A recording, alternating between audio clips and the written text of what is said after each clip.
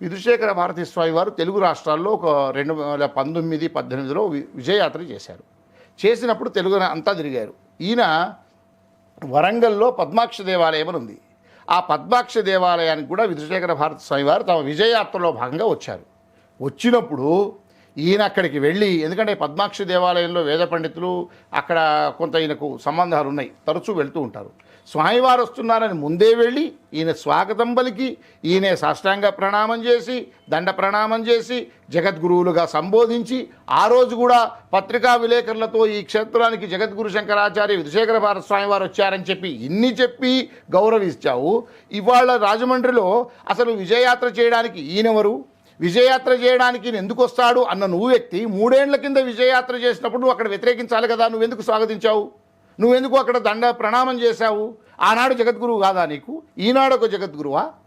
దండ కమండలాలు కలిగినటువంటి శంకర సాంప్రదాయంలో ఉన్నటువంటి కాషాయాంబరాన్ని ధరించిన నువ్వు, నేను ఎందుకంటే గురువు నింద చేసిన వ్యక్తిని నేను ఏకవచన బాధతో చేస్తూ ఉన్నా. అలా ఉన్న మీరు స్వామివారు ఇవాళ ఒక జగద్గురువులను రాష్ట్రపతి కూడా చాలా వినయంగా సాష్టాంగ ప్రణామం చేసి కూర్చుంటారు. తోటి జగద్గురువులు కూడా దండ ప్రణామం చేసి కూర్చుంటారు. ఎవరు చాతుర్మాస దీక్షలు ఎక్కువ చేస్తే వారు సీనియరు.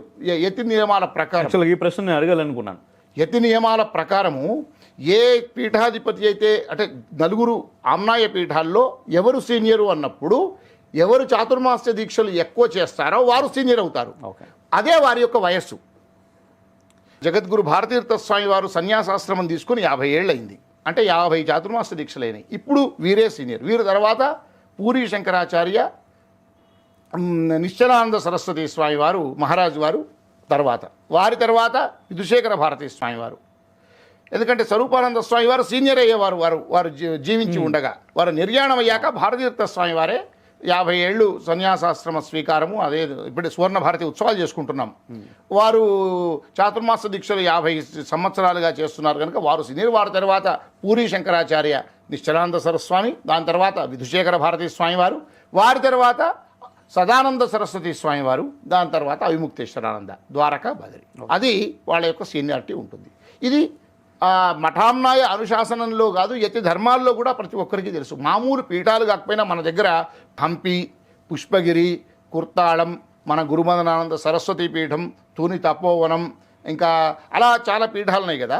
ఆ పీఠాల్లో కూడా వీళ్ళంతా శంకర సాంప్రదాయంలో ఉన్నవాళ్లే, కొన్ని దత్త సాంప్రదాయంతో. వీళ్ళు కూడా ఒకరికి ప్రణామం చేయాలంటే ఎవరు ఎక్కువ సంవత్సరాలు, ఎవరు ముందుగా సన్యాసాశ్రమం తీసుకున్నారు, వయస్సుతో సంబంధం లేదు, వారు జన్మించిన వయస్సుతో సంబంధం లేదు.